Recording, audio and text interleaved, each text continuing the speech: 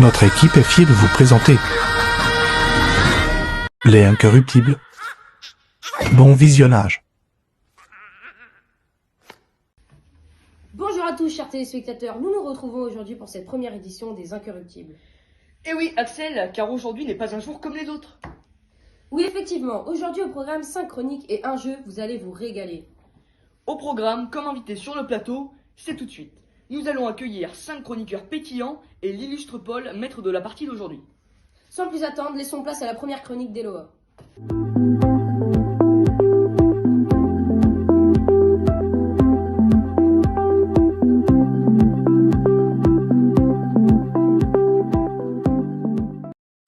Léon et Gustave, au cœur de la mine. Roman de Sophie de Mullen. Léon, 12 ans, vit dans le nord de la France et il va devoir, comme son père et son grand-père, descendre à la mine pour travailler et aider sa famille. Mais Léon a un rêve. Il veut travailler avec Gustave Eiffel, l'ingénieur qui monte une tour extravagante à Paris, qui fascine Léon. Monsieur Lafuté, l'instituteur de Léon, veut convaincre ses parents que Léon est un élève brillant et qu'il doit continuer ses études, et notamment passer le certificat d'études. Seulement, pour compenser la perte du salaire de Léon, s'il ne travaille pas à la mine, il faut trouver une solution. Ses parents ont une idée, vendre Cachou, sa jument, mais aussi sa meilleure amie, pour la faire travailler à la mine. Léon ne peut pas accepter de perdre Cachou, et il va se résoudre à descendre lui aussi dans la mine. Il sera le numéro 312. Dans les galeries de la mine, Léon rencontre une fille de son âge et il lui parle de la tour Eiffel, de cet ingénieur extraordinaire. Est-ce que Léon va réussir à rencontrer Monsieur Eiffel? Va-t-il devoir rester à la mine? Pour le savoir, courez acheter le livre. Très belle chronique d'Eloa sur Léon et Gustave. Je propose de laisser place sans plus attendre à Gabriel qui va interviewer Mina sur la 13e maison des Bradley. 13, et oui, c'est un chiffre qui porte malheur. Vous allez le découvrir.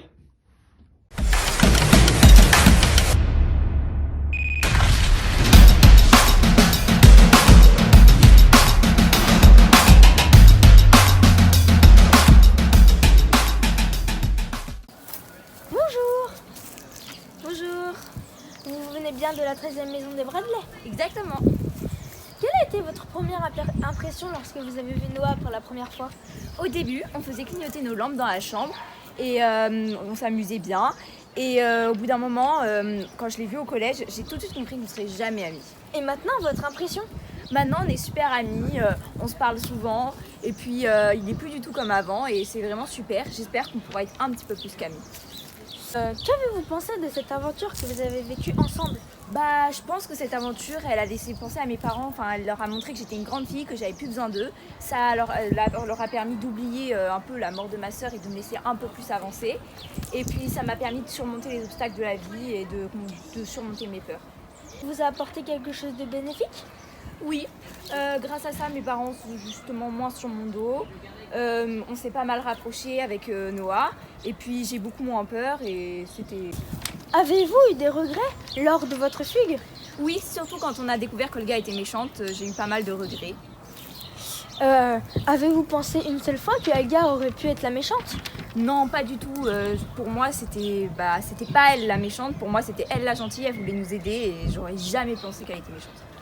Serez-vous prête à recommencer? Oui, je pense que je serais prête à recommencer, mais pas tout de suite. Très bien, c'est tout. Merci d'avoir répondu à nos questions.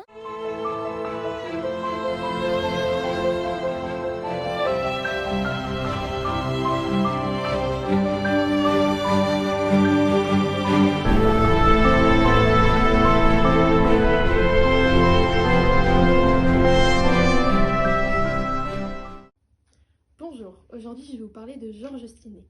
George Stinney, jeune garçon afro-américain, n'avait que 14 ans lorsqu'il a été exécuté en Caroline du Sud pour le meurtre de 2 jeunes filles blanches. Depuis quelques années, plusieurs avocats clament son innocence, réclamant la réouverture du dossier. Une juge annule la décision de justice 70 ans après. La justice admettra-t-elle enfin son erreur? Alors que plusieurs avocats se battent depuis des années attestant que George Junius Stinney Jr., le plus jeune condamné à mort de l'histoire moderne des États-Unis, était innocent au moment de son arrestation, la juge Carmen Mullins annule la décision de justice qui l'a conduit à la mort il y a 79 ans. Une nouvelle que devraient apprécier ses avocats, persuadés que les aveux de Stinney à l'époque avaient été obtenus sous la contrainte. Qui avait été réouvert en 2013, sûr d'avoir assez de preuves pour l'innocenter. Les faits remontent à 1944. George n'a alors que 14 ans. Ce jeune garçon noir est condamné pour le double meurtre de 2 jeunes filles blanches, Betty June Binnicker et Mary Emma Sams, 8 ans, dans le comté de Clarendon en Caroline du Sud. Le 23 mars 1944, les corps des 2 jeunes filles sont retrouvés. Elles ont été battues à mort. Quels éléments lient le garçon à l'affaire? Aucun, mais George serait le dernier à les avoir vues vivantes. Il serait allé de lui-même le signaler à l'équipe après avoir vu un avis de recherche. Les 2 fillettes se promenaient à vélo. Elles s'étaient arrêtées devant sa maison pour lui demander où elles pouvaient trouver un certain type de fleurs. Le lendemain de la découverte des corps, il est arrêté. Le surlendemain, accusé d'homicide au premier degré. Le 24 avril se tient le procès, un des plus rapides de l'histoire. George est le seul suspect. Aucun témoin n'est appelé à la barre. Après 10 minutes de délibération, le jury composé de 12 hommes blancs rend son verdict. Condamnation à mort par la chaise électrique. Les protestations de syndicats, de religieux et l'Association nationale pour la promotion des gens de couleur n'y changeront rien. L'exécution a lieu 3 mois après le crime dans la prison de Columbia. Pendant que le garçon s'avance jusqu'à la salle d'électrocution, une Bible à la main, quelques témoins assistent à la scène dont le récit effroyable fait le tour de la planète. Le jeune homme éprouve des difficultés à attacher le jeune homme à la chaise en raison de sa petite taille. Sa Bible est ainsi placée sous ses fesses afin de le rehausser. Son masque censé couvrir son visage est lui aussi trop grand et tombe pendant l'électrocution de 5,380 volts, dévoilant son visage qui se tord de douleur à l'audience. 4 minutes plus tard, George Stinney est déclaré mort. L'affaire est devenue le symbole pour les militants du monde entier de la barbarie et de l'injustice de la peine de mort. Et voilà pour cette chronique de Camille qui était passionnante sur la vie de Georges. Je vous propose de passer sans plus attendre à la chronique de Corentin, qui va nous lire un passage très intéressant du livre Le talent d'Achille. Le talent d'Achille. Chapitre 28. Je retrouvais Suzanne au parc. Il faisait jour plus longtemps et il y avait de la douceur dans l'air. La petite libellule était toujours prise dans le filet de ses cheveux. On parlait peu, mais on se lisait beaucoup de poésie. Écoute ça, dis-je ce soir-là. Laisse un peu l'abat-jour, veux-tu, nous serons mieux. C'est dans l'ombre que les gars causent et l'on voit beaucoup mieux les yeux quand on voit un peu moins les choses. C'est beau. C'est de toi? Non, de Paul Géraldi. Je ne connais pas. La bibliothécaire m'avait donné le livre dans la journée. Elle l'avait trouvé dans sa réserve en y faisant du rangement. Il était oublié depuis longtemps, comme son auteur. Comme j'avais produit un petit effet, j'ai repris. Et ça, écoute. Et bientôt, tu partiras. Je penserai à toi. Ce sera comme si tu étais encore là. Paul Géraldi? Non, Achille Pathé. Elle a souri, puis rougi un peu. J'aimais bien Paul Géraldi, car c'est un poète de proximité, qui me donne l'impression qu'être poète, c'est facile et accessible. Elle a penché sa tête sur le côté en souriant. Ses lèvres se sont un peu ouvertes pour dire quelque chose, mais finalement, aucun mot n'en est sorti. Il y avait une dizaine de canards autour. Ils avaient l'air d'attendre quelque chose. On s'embrasse sûrement. Tu ne vois pas qu'elle n'attend que ça? C'est ce qu'ils disaient avec leur bec de canard. Si, je le voyais.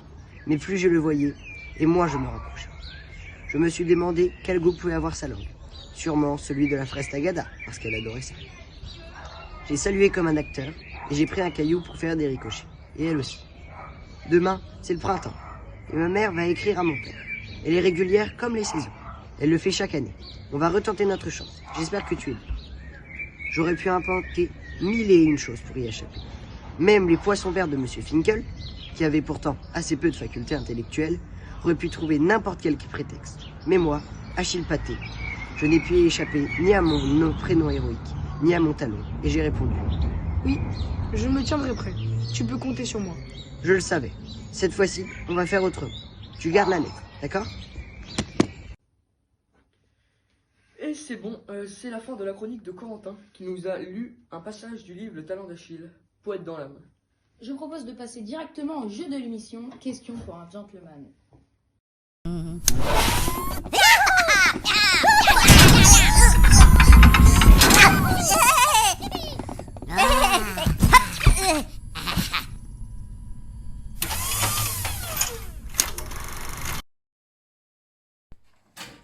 notre tout dernier jeu. Question pour un gentleman. Nous allons tout d'abord accueillir nos participants. Premier participant, venez vous présenter. Enchanté, je m'appelle Jean Darme, je viens de Rouillé et je suis ici pour gagner. J'adore cette motivation. Second participant, venez.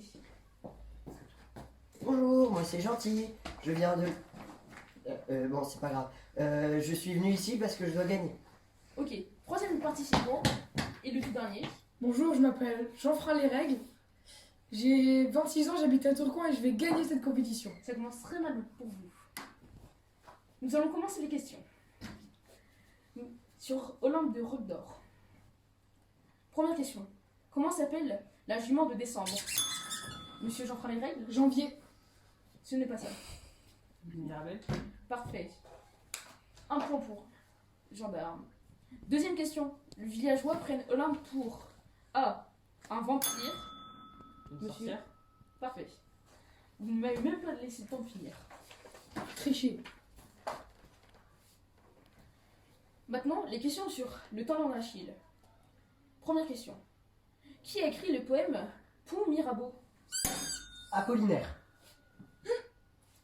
Tricher. Donc, cette question va être skippée. Quoi? Parce que... Non. Mais j'avais la réponse. C'était Rimbaud. Non, ce n'était même pas ça, monsieur. Donc, seconde question. Cette fois-ci, laissez parler le premier qui a buzzé. Quel est le vrai prénom d'Odette Rossignol? Monsieur Jean-Franc Les Règles? Coquelicot. Ce n'est pas ça. Sarah Franck. Parfait.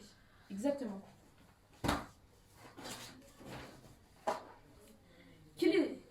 Nous allons faire les questions sur Léon et Gustave. Excusez-moi, je me suis étourdie. Quel est le surnom du père de Léon? A. Le français. B. L'irlandais. C.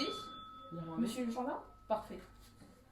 Vous trichez, c'est pas possible. Non, c'est du talent. Monsieur, veuillez rester calme le temps de la fin des questions. Jean-Franc Les Règles. Pourquoi? Alors que son père essaye de le convaincre de changer, Léon veut-il garder son numéro? Car c'est la taille de la tour Eiffel. Parfait, monsieur Gentil. Et moi?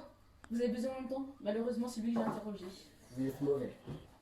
Vous serez meilleur sur la prochaine question. Pas sûr.